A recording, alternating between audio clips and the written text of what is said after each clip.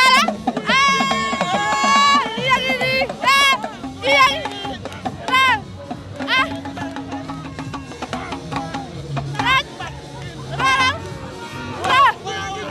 fekk la carré di la laaj ci match bi nu mu demee ak noo ko dundee. waaw match bi moom nu mu demee gis nañ ko noonu match bi moom nu mu demee arbitre dafa sàcc rek mais amul problème léegi 2-0 yi ñëw. waaw waaw ñu gis ne la gis nañ ci sa cousin mu ci biir match bi di ko dëbb te xam nañ ne lu géwél bokkul baaxul. avant maa ñëw waxtaan naa ak moom mu ni ma bu duggee waaw toj match bi xam nga ñun mbayee ni nag dañoo mun bis waaw. incha allah ñu ngi bàyyi deuxième bi ñëw. deuxième mi-temps waaw bu jotee ma dugal 2 bi. waaw ñoo ngi xaar incha allah rabbi.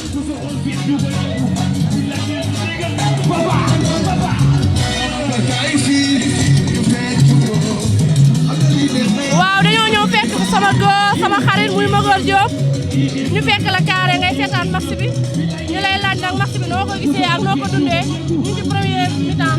waaw mais fierté rek ak contentement rek parce que lii moom Sénégal en demi-finale ñëw di football nga gis ñëpp génn ñëw soutenir les Lions di ñaan yàlla rek comme première mi-temps bi li ñu football deuxième mi-temps bi ñu ñaan yàlla rek yàlla may ñu ñaari bii yu leer nañ ñu tàggali koog naar yi dem final Sénégal feetu ñu jël ko ñibbi si kaw. nii rek incha allah jeex na ñoo far incha allah.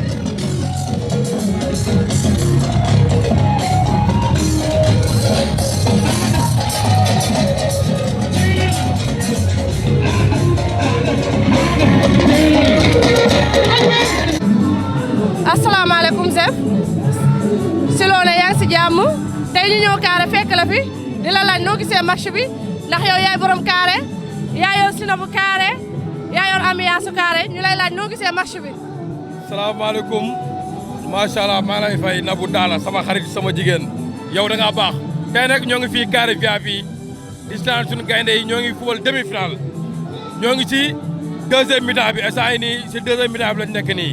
di ñaan yàlla nag incha allah yàlla may ñu ndam macha allah ñëw nga nag carré VIP en face Gré d'Or fii mooy restaurant boo xam ne macha allah moo xew si jamono lépp mën na fi si saa yaa ngi daw ceebi jus cocktail loo bëgg rek boo ñëwee carré VIP am na fi macha allah yow nag nit ku baax nga fii sa kër la waaw di ñaan yàlla nag yàlla may ñu ndam ndax ñoo ngi ci demi-finale tey moom buñ gagné moom après fête la final moo stop te final fête la.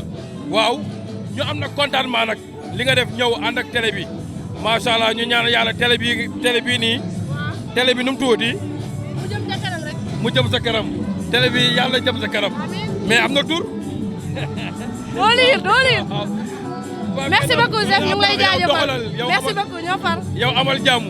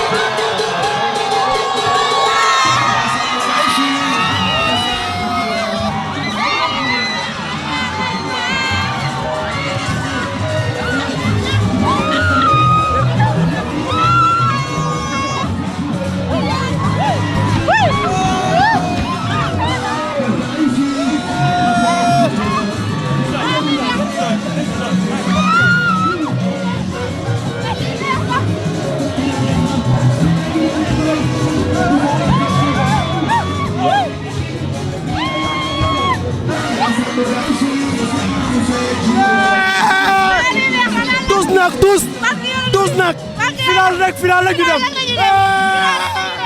final rek la ñuy dem. ci noonu xooluñ ma def sama xarit sama doomu ndey laa dajeel carré noo gisee match bi. neex na trop kontaan nga. vraiment dañuy dem Maroc. parce que yonent bi dañuy dem Maroc dañuy dem waaw. taxaw leen jugal den ci lii. waaw noo gisee match bi. dama kontaan. parce que yonent bi. encore une fois encore une fois.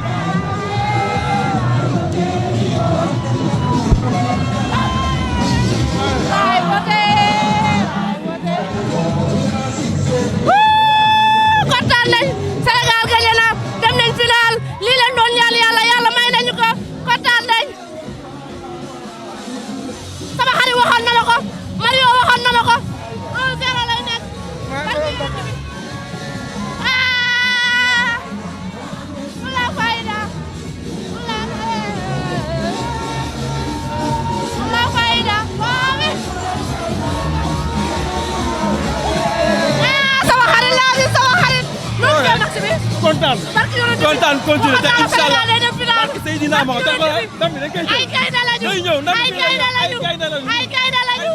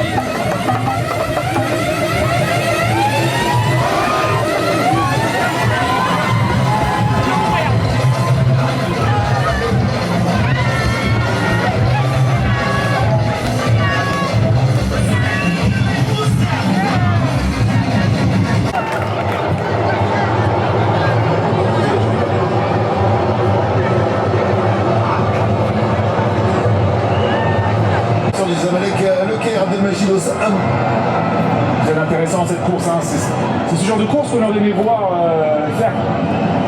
On parle de David Diarra en première période, alors il y avait peut-être un peu moins d'espace. Il était sur son pied droit, pas de mais il a été spontané là, dans sa recherche de centre. Bien placé. Il y a un petit risque dans son intervention, mais l'attitude défensive des Sénégalais, au moment où Marmouche en profondeur, elle est parfaite. Ce ballon touché par Marmouche, le ballon a une petite frayeur, pas mal de monde, notamment à Pablo Maggio.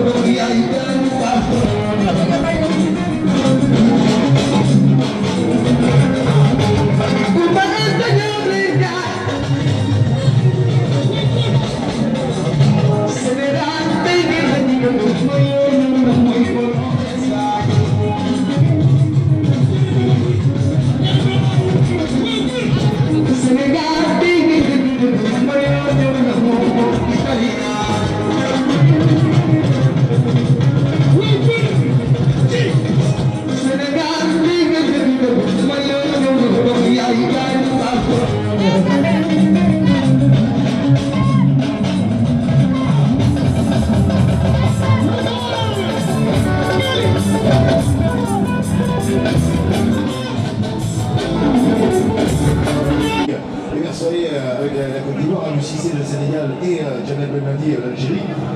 Les trois derniers étaient déjà les entraîneurs continentaux. Il y a une histoire avec la sélection. Oui, certains, mais en France, ils sont des internationaux africains. sélection, tous supporter le maillot. Et ça, c'est notable. Parce que c'est la première fois. En 1957. buñ mi temps de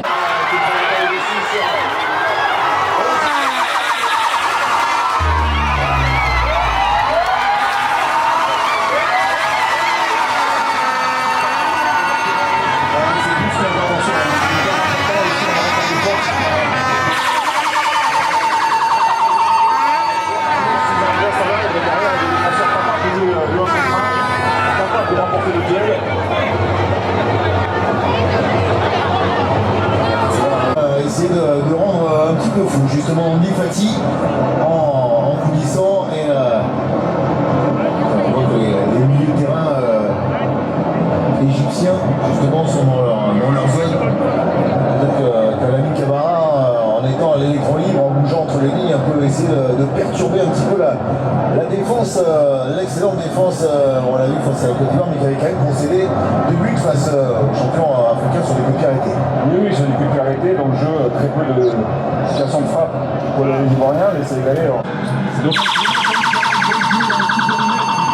peut-être décalé et tenter le pied gauche, hein. Il faut prendre plus de risques, plus de spontanéité dans les 20 derniers mètres. Et je parlais de ma mise technique, contre la poitrine de Pape Gueye, sur un long dégagement, ça montre quand même qu'il y a confiance. C'est lui d'ailleurs qui a ce corner. Changer de tireur. Avec Crépin d'attaque qui venait, mais l'arbitre décide de siffler la fin de la rencontre sur ce changement de tireur sénégalais. Ils ne comprennent pas, les Lions, comment l'arbitre peut renvoyer tout le monde au vestiaire, en tout cas sur ce score de 0-0 dans cette... Chaud, on demande temporiser un petit peu pour venir encore une fois faire la police dans la surface de... Ne donne rien. Donc on est rentré dans le temps additionnel. Le Stade Hassan qui pèse.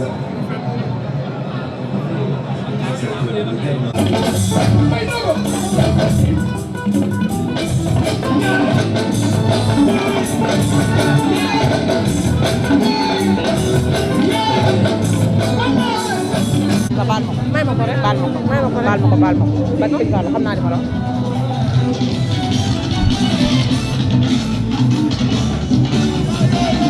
yo ana Seydina